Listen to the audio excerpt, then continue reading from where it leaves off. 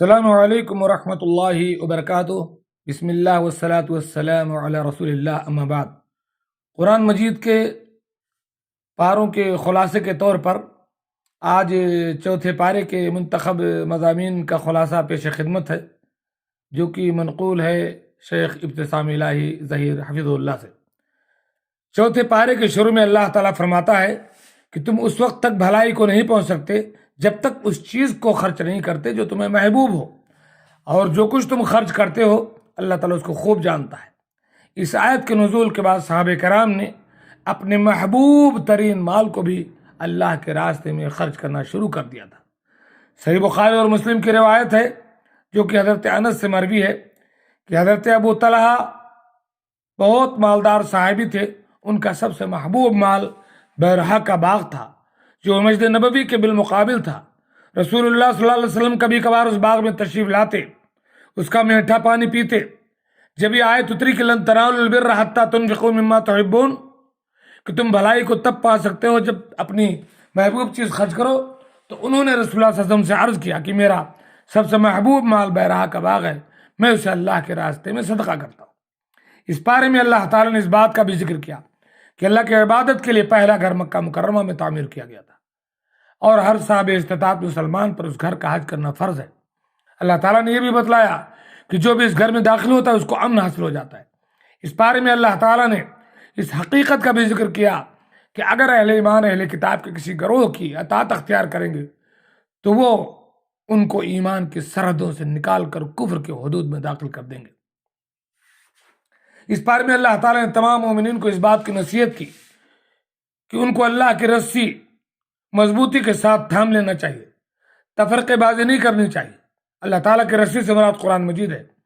اگر تمام مسلمان مضبوطی کے ساتھ قرآن کو تھام لیں تو ان کے باہمی اختلافات بآسانی دور ہو سکتے ہیں۔ اس بارے میں اللہ تعالیٰ نے اس بات کا بھی ذکر کیا ہے کہ قیامت کے دن اہل ایمان کے چہرے سفید اور ایمان کے ٹھکرانے والوں کے چہرے کالے ہوں گے۔ سفید چہروں والے اللہ کے رحمتوں کے مستحق ٹھہریں گے، سیاہ چہرے والے اپنے کفر کی وجہ سے شدید عذاب سے دوچار ہوں گے۔ اللہ تعالیٰ نے اس بارے میں اس بات کا بھی ذکر کیا ہے کہ مسلمان بہترین امت ہے جن کی ذمہ داری نیکی کا حکم دینا، برائی سے روکنا ہے۔ اگر ہم صحیح معنوں میں بہترین امت بننا چاہتے ہیں تو ہمیں نیکی کا حکم دینا پڑے گا، برائی سے روکنا پڑے گا، اور اسی راستے پر چلنا پڑے گا۔ اس بارے میں اللہ تعالیٰ نے اس بات کا بھی ذکر کیا کہ جب مسلمانوں کو کوئی تکلیف آئے تو کافر خوش ہوتے ہیں، اور جب ان کو کوئی خوشی حاصل ہوتی ہے تو کافر غیظ و غضب میں مبتلا ہو جاتے ہیں۔ اگر مسلمان صبر اور تقوی کا راستہ اختیار کریں تو کافروں کی کوئی خوشی اور ناراضگی مسلمانوں کو کوئی نقصان نہیں پہنچا۔ اس صورت میں اللہ تعالیٰ نے غزوہ بدر کا ذکر کیا ہے کہ اللہ تعالیٰ نے نبی کریم صلی اللہ علیہ وسلم سے وعدہ کیا تھا کہ مسلمانوں کی نصرت کے لیے 3000 فرشتوں کو اتارے گا۔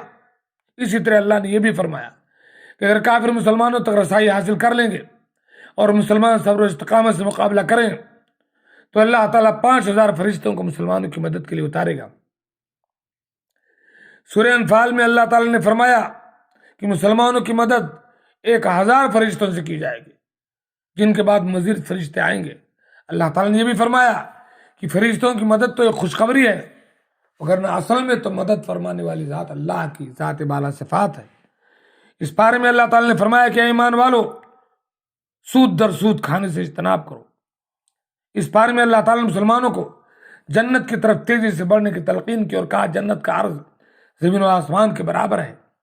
اس صورت میں اللہ تعالیٰ نے جنتی مومنوں کی صفت بیان کی کہ جب ان سے صغیرہ یا کبیرہ گناہوں کا ارتکاب ہو جاتا ہے تو انہیں اللہ کا خوف دامن گیر ہو جاتا ہے، اور وہ اللہ سے اپنے گناہوں کی معافی چاہتے ہیں، اور اللہ کے سوا ان گناہوں کو کون معاف کر سکتا ہے۔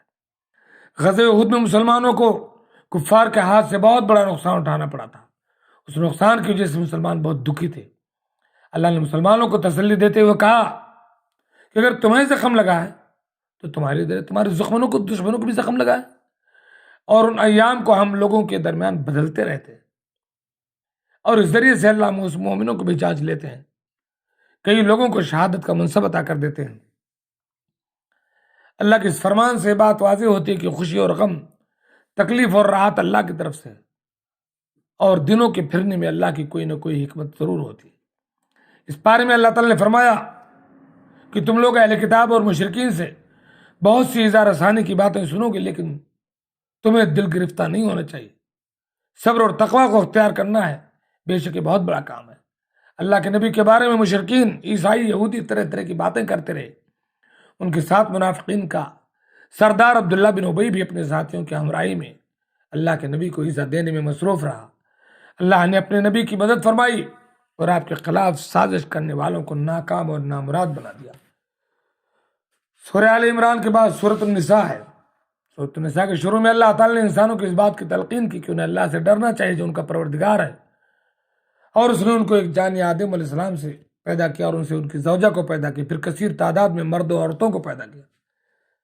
اس آیت میں اس بات کی طرف توجہ دلائی گئی ہے کہ ذات پات اور برادری وجہ عزت نہیں، اس لیے کہ تمام انسانوں کی اصل ایک ہے. اس صورت میں اللہ تعالیٰ نے صنفی بدامنی کو دور کرنے والی ایک تدبیر بھی بتلائی. اللہ تعالیٰ فرماتا ہے تم اپنی من پسند 2، 3 اور 4 عورتوں سے نکاح کر سکتے ہو، تاہم اگر تم محسوس کرو کہ انصاف نہیں کر سکتے تو ایسی صورت میں ایک ہی کافی ہے.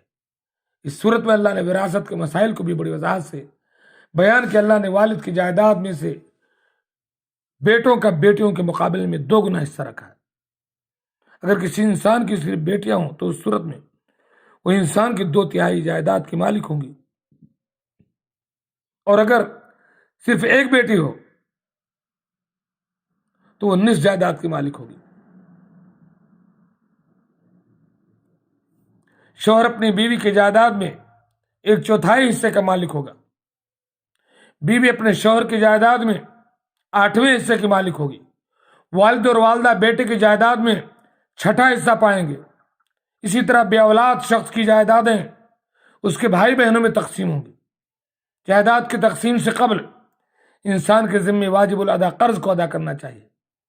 اگر اس نے کسی کے حق میں کوئی وصیت کی ہو جو کہ 1/3 سے زیادہ نہیں ہو سکتی، اس کو ادا کرنا چاہیے. اس صورت میں اللہ تعالیٰ نے حق مہر کے حوالے سے ارشاد فرمایا کہ انسان اپنی بیوی کو حق مہر کے طور پر خزانہ بھی دے سکتا ہے. انسان کے لیے جائز نہیں کہ حق مہر دینے کے بعد اس کو واپس لینے کی کوشش کرے. اللہ تعالیٰ سے دعا ہے کہ اللہ تعالیٰ ہمیں قرآن مجید پڑھنے اور اس پر عمل پیرا ہونے کی توفیق دے. آمین. السلام علیکم.